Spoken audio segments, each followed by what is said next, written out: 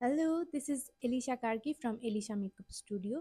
आजको भिडियो चाहिँ एकदमै धेरै कन्फ्युज क्लाइन्ट्सहरूको लागि हो। एकदम धेरै कन्फ्युज हुनु भएको छ। मार्केटमा धेरै भेराइटीको प्रडक्टहरू, हेयर ट्रिटमेन्टको बारेमा धेरै भेराइटीको प्रडक्टहरू देखेर एकदमै कन्फ्युज हुनु भएको छ हाम्रो क्लाइन्ट्सहरू चाहिँ। कस्तो खालको ट्रिटमेन्ट, कस्तो हेयर टाइपमा हुन्छ भन्ने कुरा चाहिँ म भन्न गइरहेको छु हजुरहरूलाई। इफ हजुरलाई एकदमै स्ट्रेट चाहिएको छ, हजुरको कपाल फ्रिजी छ अनि कर्ली छ अनि हजुरलाई एकदमै 100% स्ट्रेट सिधा चाहिएको छ भने चाहिँ हजुरले पर्मानेन्ट स्ट्रेट नै गराउनुपर्छ। त्यसको लागि चाहिँ अनि तपाईँको कपाल चाहिँ नेचुरल हुनुपर्छ, फेरि भर्जिन हेयर हुनुपर्छ है।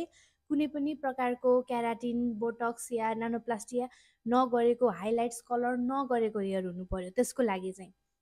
इफ हजुरलाई 100% स्ट्रेट रिजल्ट चाहिएको छ भने है, एकदम नेचुरल हुनु पर्यो हेयर, अनि बल्ल हामीले स्ट्रेट पर्मानेन्ट स्ट्रेट गर्न सक्छौँ त्यो कपालमा चाहिँ। अनि इफ हजुरलाई अब फ्रिजीनेस हटाउनु छ, कपालको हल्का उड्छ, नर्मल हेयर छ अनि हजुरले कपालमा कुनै अब हाइलाइट या कलरिङहरू गर्नु भएको छ अनि हजुरको फ्रिजी भएको छ हेयर भनेपछि त्यसलाई मेन्टेन र त्यसलाई अब केराटिनको कमी भएको हुन्छ हजुरको कपालमा त्यस्तो बेला चाहिँ। अनि त्यति बेला गर्ने हो केराटिन ट्रिटमेन्ट चाहिँ।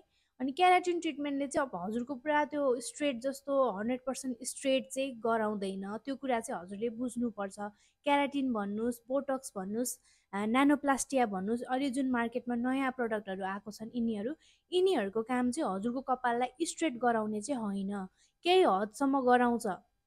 अब नानोप्लास्टियाले चाहिँ हजुरको 70 to 60% स्ट्रेट गराउँछ भनेपछि केराटिनले चाहिँ हजुरको 40, 50, 60, कसैको अब कपालमा डिपेन्ड पनि हुन्छ। कसैकोमा चाहिँ एकदम राम्रो रिजल्ट आइदिन्छ, कसैकोमा चाहिँ अब नेचुरल टाइपको हुन्छ कि। अब यो केराटिन अनि नानोप्लास्टिया, बोटक्स भनेको चाहिँ हजुरको हेयरको ट्रिटमेन्ट गर्ने काम गर्छ कि यसले। तपाईँको कपालको स्ट्रेट भन्दा पनि त्यो कपालको जुन हुन्छ नि त्यो प्रोटिनहरू कम भएको हुन्छ कि। हजुरले अब स्टाइलिङहरू गर्नुहुन्छ, केमिकलहरू भएको हुन्छ कपालमा, कलरिङहरू भयो अनि अब यत्तिकै पनि ड्राई ड्यामेज हुन्छ नि त कपाल होइन। अब त्यो ड्राई ड्यामेजलाई मेन्टेन गराउने हो कि अब यो जुन ट्रिटमेन्टहरू भने मैले। अब तपाईँलाई एकदमै 100% स्ट्रेट चाहिएको छ भने चाहिँ हजुरले पर्मानेन्ट स्ट्रेट नै गर्नुपर्छ। अनि त्यसको लागि चाहिँ हजुरको कपाल भर्जिन हेयर हुनुपर्छ, नेचुरल हुनुपर्छ, कुनै प्रकारको केमिकल भएको हुनु भएन कपालमा।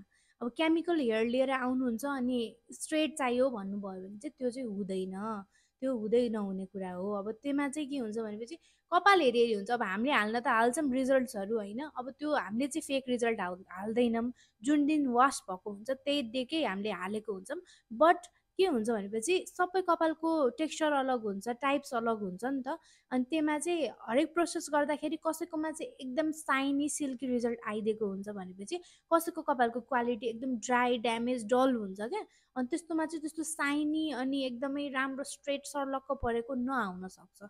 यो कुरा चाहिँ हजुरले कुनै पनि ट्रिटमेन्ट जुन पनि सेलुनमा जानुभन्दा अगाडि बुझ्नुपर्ने कुरा हो है।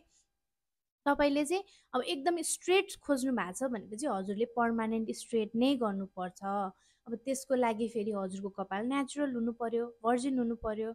अनि अब जुन केराटिन, नानोप्लास्टिया, बोटक्सहरू भयो तिनीहरू चाहिँ तपाईँको कपाललाई हल्का प्रोटिन दिने काम मात्र गर्छ। त्यसले चाहिँ ट्रिटमेन्टको काम गर्ने हो, स्ट्रेट गर्ने होइन है। अब केही हदसम्म हुन्छ, मैले अघि पर्सेन्टेज भनिहालेँ हजुरलाई कति कतिसम्मको हुनसक्छ भनेर। अनि त्यही हो, अब हेयर टाइप्सहरू अलग हुन्छ, अलग अलग रिजल्ट आउन सक्छ।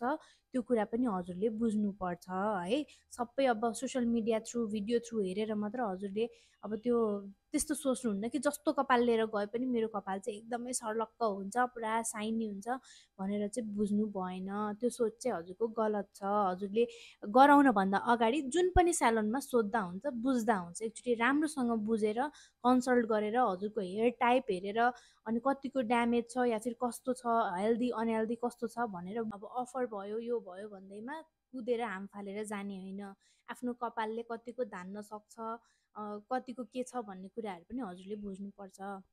होप दिस भिडियो हेल्प्स, किनकि मैले अहिले धेरै प्रडक्ट्सहरू भएको भएर एकदम कन्फ्युज क्लाइन्ट्सहरू हाम्रोमा धेरै आउनुहुन्छ कि। त्यही भएर यो भिडियो मार्फत पनि अलिकति केही कुराहरू बुझ्नुहुन्छ कि भनेर मैले यो भिडियो बनाएको।